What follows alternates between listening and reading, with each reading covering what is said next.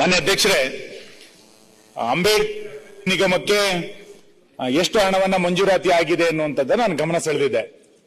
ಸರ್ಕಾರವೇ ಕೊಟ್ಟಂತ ಉತ್ತರದಲ್ಲಿ ಕಳೆದ ಬಾರಿ ನಮ್ಮ ಸರ್ಕಾರ ಇದ್ದಾಗ 22-23ರಲ್ಲಿ 218 ಕೋಟಿ ರೂಪಾಯಿನ ಅದಕ್ಕೆ ಬಿಡುಗಡೆ ಮಾಡಿತ್ತು. ಈ ವರ್ಷ 124 ಕೋಟಿ ರೂಪಾಯಿನ ಬಿಡುಗಡೆ ಮಾಡಿದ್ದಾರೆ. ಅಂದ್ರೆ ಹತ್ತತ್ರ 100 ಕೋಟಿ ರೂಪಾಯಿ ಅನುದಾನಗಳು ಒಂದು ನಿಗಮಕ್ಕೆ ಇವತ್ತು ಕಡಿಮೆ ಆಗಿದೆ. ಅದರ ಪರಿಣಾಮವಾಗಿ ಆ ನಿಗಮದಿಂದ ಬೇರೆ ಬೇರೆ ಯೋಜನೆ ಮತ್ತು ಕಾರ್ಯಕ್ರಮಗಳಿಗೆ ಎಷ್ಟು ದೊಡ್ಡ ಪ್ರಮಾಣದಲ್ಲಿ ಕಡಿಮೆ ಆಗಿದೆ ಅಂತ ಗೊತ್ತು. ನಮ್ಮೆಲ್ಲ ಶಾಸಕರ ಅನುಭವದಲ್ಲೂ ಕೂಡ ಇದೆ. ಗಂಗಾ ಕಲ್ಯಾಣಕ್ಕೆ ಎಷ್ಟು ಕಡಿಮೆ ಆಯಿತು, ಸ್ವ ಉದ್ಯೋಗ ನೇರ ಸಾಲಕ್ಕೆ ಎಷ್ಟು ಕಡಿಮೆ ಆಯ್ತು, ಹಿಂಗೆಲ್ಲ ಗೊತ್ತಾಯ್ತು.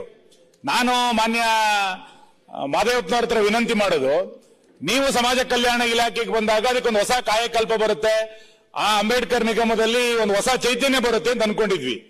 ನೀವು 100 ಕೋಟಿ ರೂಪಾಯಿಯನ್ನ ಕಡಿಮೆ ಮಾಡ್ತೀರಾ ನಿಗಮಕ್ಕೆ, ಒಂದು ನಿಗಮಕ್ಕೆ.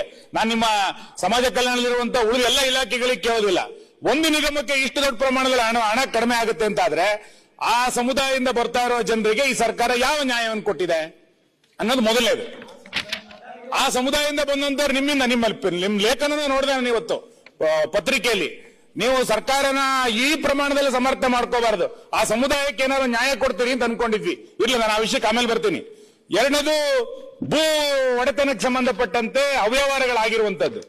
ಆ ಭೂ ಒಡೆತನಕ್ಕೆ ಸಂಬಂಧಪಟ್ಟಂತೆ ಬಿಜಾಪುರದಲ್ಲಿ ಆದಂತಹ ಘಟನೆಗಳನ್ನು ಕೂಡ ನೀವು ಉತ್ತರದಲ್ಲಿ ಉಲ್ಲೇಖ ಮಾಡಿದಿರಿ. ಲೋಕಾಯುಕ್ತದ ಒಂದು ವರದಿ ಇದೆ. ಲೋಕಾಯುಕ್ತದಲ್ಲಿ 16 ಕೋಟಿ ರೂಪಾಯಿ ನಷ್ಟ ಆಗಿದೆ ಎನ್ನುವಂಥದ್ದನ್ನ ಲೋಕಾಯುಕ್ತ ತನ್ನ ವರದಿನಲ್ಲಿ ಹೇಳಿದೆ. ಇಷ್ಟು ದೊಡ್ಡ ಪ್ರಮಾಣದಲ್ಲಿ ನಷ್ಟ ಆಗ್ತಾ ಇರುವಂತಹ ಸಂದರ್ಭದಲ್ಲಿ ಯಾರಿಗೆ ನಿಜವಾಗಿ ಭೂ ಒಡೆತನದ ಜಮೀನುಗಳು ಸಿಗಬೇಕಾಗಿತ್ತೋ ಅವರಿಗೆ ಸಿಗೋದ್ರೆಲ್ಲ ಒಂದ್ ಕಡೆ ಅನ್ಯಾಯ ಆಗಿದೆ.